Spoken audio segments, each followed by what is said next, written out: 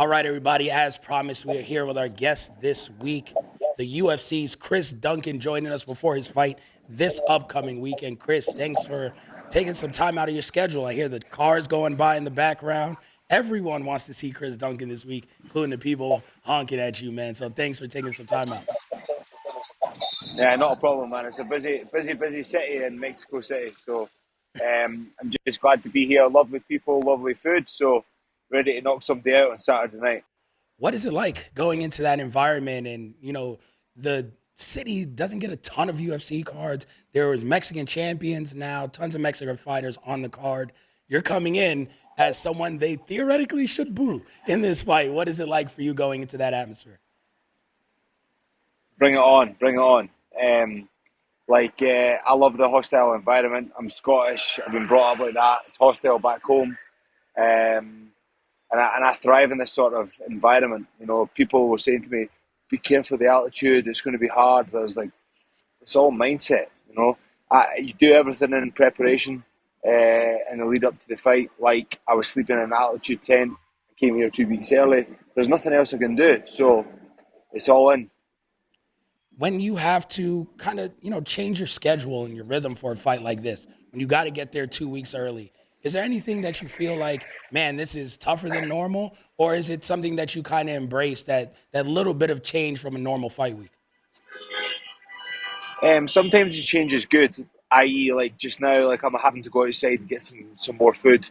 It kind of passes the time, but like you don't get the familiarities like you would at home. Like you go to the shop, you have your own car, so that's the only downfall to it. But it's cultural. You get to see the culture, enjoy the culture, and just enjoy it and be in the moment.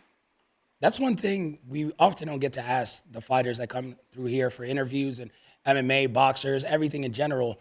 A lot of it is travel. You get to see a bunch of different cities, a bunch of different cultures. How cool is that as part of the job? Because, of course, you're there to knock somebody out, but there's other things to embrace because it might be one of the cases where this might be your only time ever in Mexico City. Yeah, for sure. You know, everybody thinks about the destination but doesn't think about the journey. So I'm thriving in it. I love it. It's part of the game. I've got to get used to it. I'm very well travelled. I've travelled all my life. I lived in New Zealand. I travelled to Thailand to train. So this sort of shit is like just water off a duck's back for me. So, like I say, I embrace it, use it as strength, and I look forward to Saturday night. You mentioned adversity and kind of coming through that. You live in that. You've had several fights fall out over the past couple of years. Hasn't phased you. You're on a huge winning streak, bringing that into this fight this weekend. How are you so easy to adapt when you're training for an opponent, that fight falls out, whatever, bring me whoever's next, and you just keep winning? None of that seems to phase you. There's a saying back home in Scotland. It's called "piss with the cock you've got." So you just got to deal with the cards you're dealt, and move on.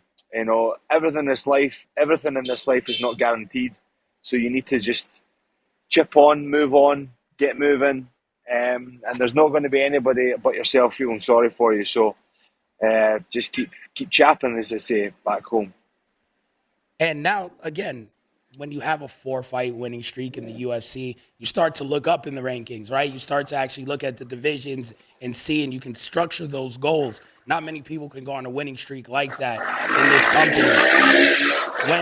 When you look at this and you look, okay, this weekend you have a tough fight, opponent's 11-1, but when you win this, are you looking at, okay, I want someone in the top 15, someone in top 10? Do you already have your mind set on those future goals? I think I'll need another couple of fights before top 15. But yeah, so I always used to say to my girlfriend and all my close families that my dream is to be in the UFC, and I now lost that dream. Now when I blow out candles, I can't wish I'm in the UFC, so I'm already there. So now the candles will be blown out for top 15. So that is the goal. Whether that be in this next contract or not, I don't know. But as long as the money's right and the opponents are right, you know, for the money, I'm gonna just chip chapping all the way to the top. Well, now you have Manuel Torres in Mexico City, tough opponent, but he kind of gets some of that home cooking, right? The fans are going to be rooting for him, all that stuff. You're going into hostile environment. You look at a guy like last weekend, Ilya Taporia, wins. He has Dana for a fight in Spain. Dana's like, that sounds like a good idea.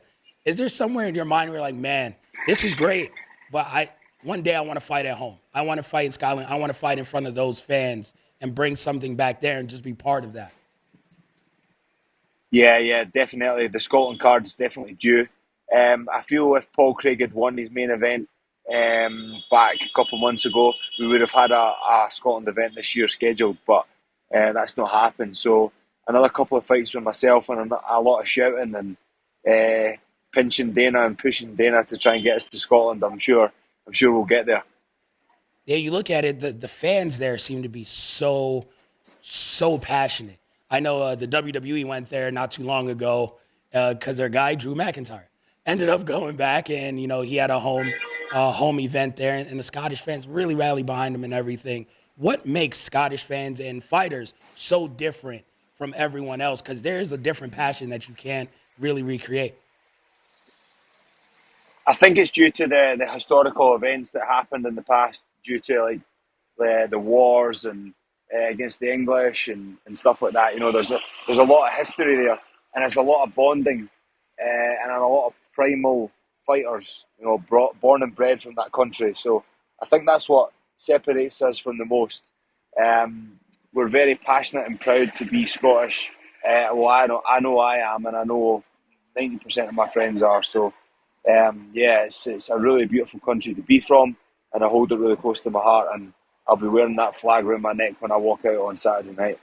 You mentioned that for a while you guys couldn't wear the flags out to the octagon and everything. It must feel good going into Mexico, but still having your country with you when you're doing that. And everyone's rooting for you.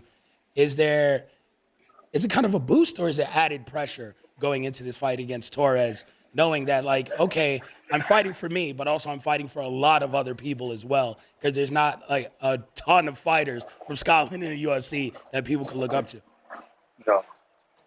No, no, definitely. There's not any pressure as such. My country will be behind me by all means. They're such a strong favourite for the fighter. So there's no pressure, but there's definitely a great sense of pride when I carry that flag out.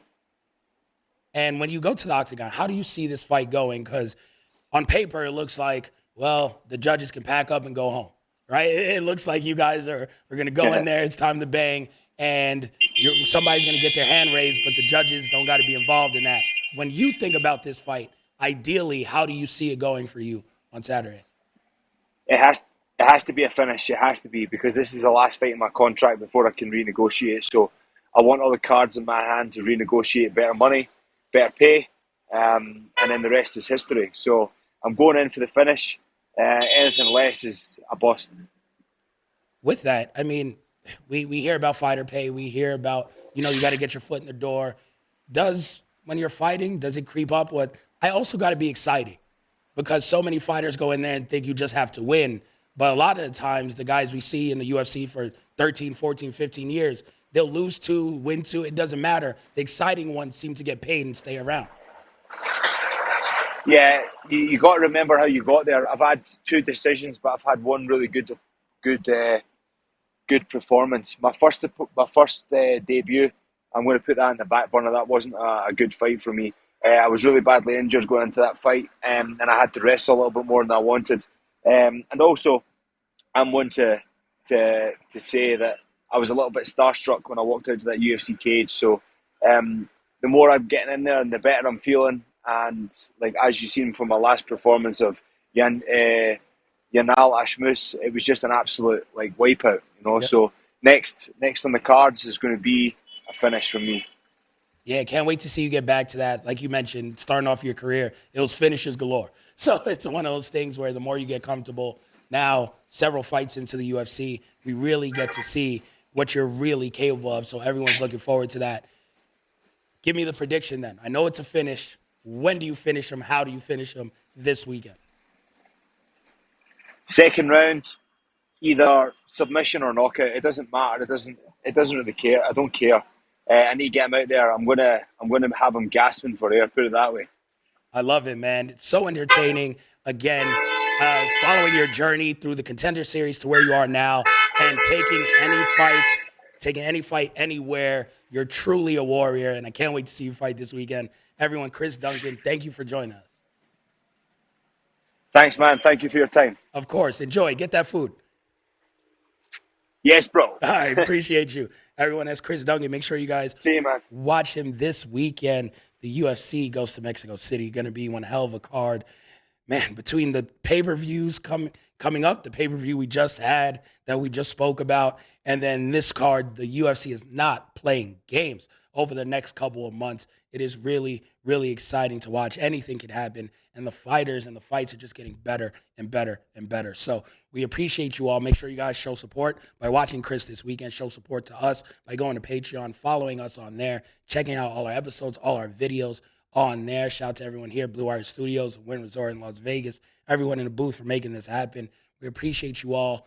Till next time, we're out.